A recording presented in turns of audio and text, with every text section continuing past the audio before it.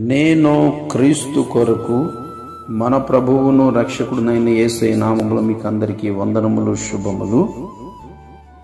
ఒక వ్యక్తి బైబిలును పరిశీలిస్తుంటే అతనిని 100 మంది పరిశీలిస్తూ ఉంటారు అని డిఎల్ మూడీ గారు సెలవిచ్చి ఉన్నారు. యేసు ప్రభు వారు మత్తయి సువార్త 16వ అధ్యాయంలో 13వ వచనములో మనుష్య కుమారుడు ఎవడని జనులు చెప్పుకొనుచున్నారని తన శిష్యులను అడగగా, వారు కొందరు బాప్తిస్మిచ్చి యోహాననియు, కొందరు ఏలియానియు, కొందరు ఇర్మియానియు లేక ప్రవక్తలలో ఒకడనియు చెప్పుకొనుచున్నారని అనిరి. అందుకైన మీరైతే నేను ఎవడదని చెప్పుకొనుచున్నారని వారిని అడిగాను. అందుకు సీమోను పేతురు, నీవు సజీవుడు వగు దేవుని కుమారుడు అని క్రీస్తు అని చెప్పాను.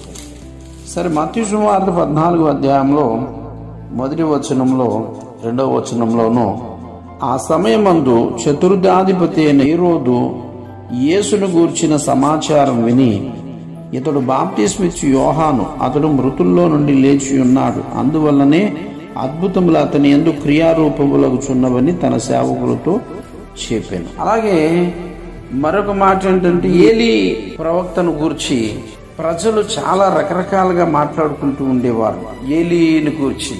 ఎందుకంటే 2 కొడుకులు, యాజకుని యొక్క కొడుకులు, వాళ్ళు కరెక్ట్గా ఉండక వాళ్ళు ఇష్టానుసారంగా ఉండి దైవ పరిచర్యను అంతా చెడగొడేశారు. కానీ ఆయన గమనించుకోలేకపోయాడు, కొన్ని తెలిసినా ఏమి చేయలేకపోయాడు, వయసు కూడా అయిపోయింది.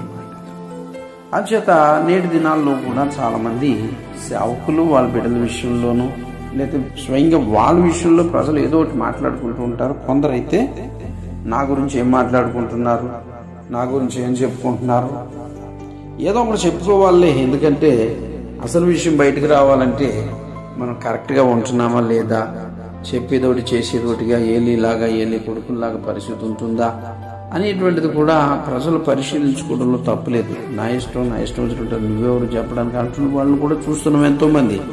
అది సరైన పద్ధతి కాదు. యేసు ప్రభువుని గురించి ఏమనుకుంటారో ఆయనకు తెలుసు. అయినప్పటికీ అక్కడ శిష్యుల్ని అడిగారు, ప్రజలు ఏమనుకుంటున్నారు లేదా మీరేమనుకుంటున్నారు అనుకుంటారు. ఏదో ఒక అభిప్రాయాలు వస్తూ ఉంటాయి, పరిశీలిస్తూ ఉంటారు, మనం కరెక్ట్గా ఉన్నామా లేదా. కరెక్ట్గా ఉంటే మన జోలికి ఎవరు రారు. భూ ప్రజలందరూ యెహోవా నామం పేరిట నీవు పిలువబడుచుండు చూసి వారికి భయపడతారు. దేవుని మాటలు దేవుడు మనందరి వెనుకలో దీవించును గాక. ఆమేన్.